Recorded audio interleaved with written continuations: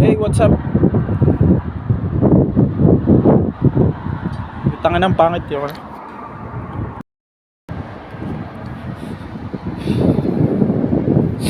Hi.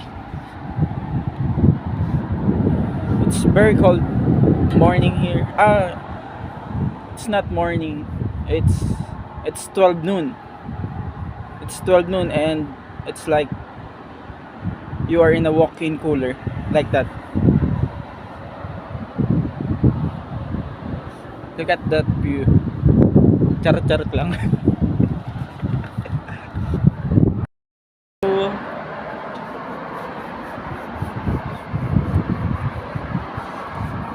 actually, mahirap talaga. Mahirap pala talaga dito. Mahirap, ang laki na expenses. Pero dahil Bola lang yan.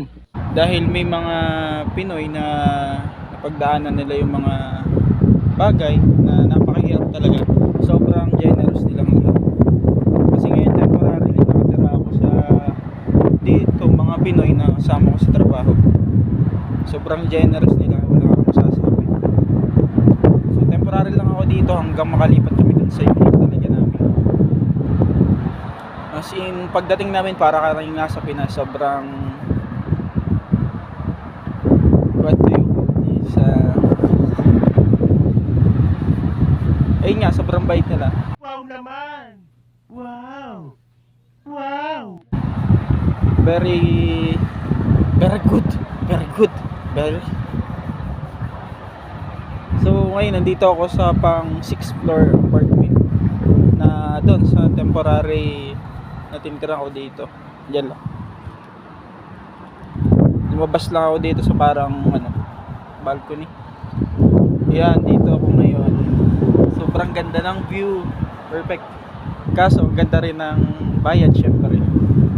Ngayon nga, kailangan magtrabaho ng matindi. Kahit magtrabaho ng 16 hours carry lang. Kasi syempre iba naman ang bayaran dito. Tsaka importante dapat healthy kasi yung katawan natin gagamitin natin sa trabaho. Ganda ng view.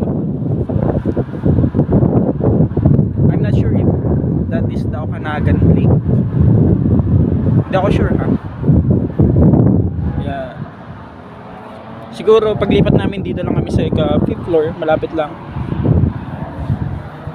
kami kasi lahat manager tong apat na kasama ko, mga legend na sila ng mga store, mga veterans. Ang ganda, pero ang ganda talaga ng view. Tapos parang napapalibutan kami ng bundok. Yung store namin is pababa lang doon. Yun doon. Yan, lalakad lang kami. Yung bababa doon. Papunta lang doon. Almost walking distance lang siya. Siguro mga 5 minutes. 5 minutes, mga ganun. Maganda, sobrang ganda ng view dito.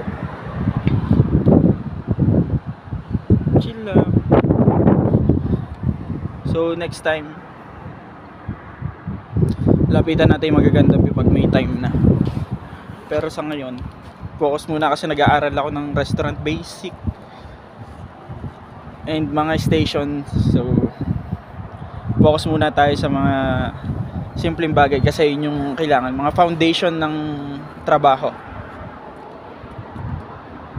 So dyan na kayo. Bye bye.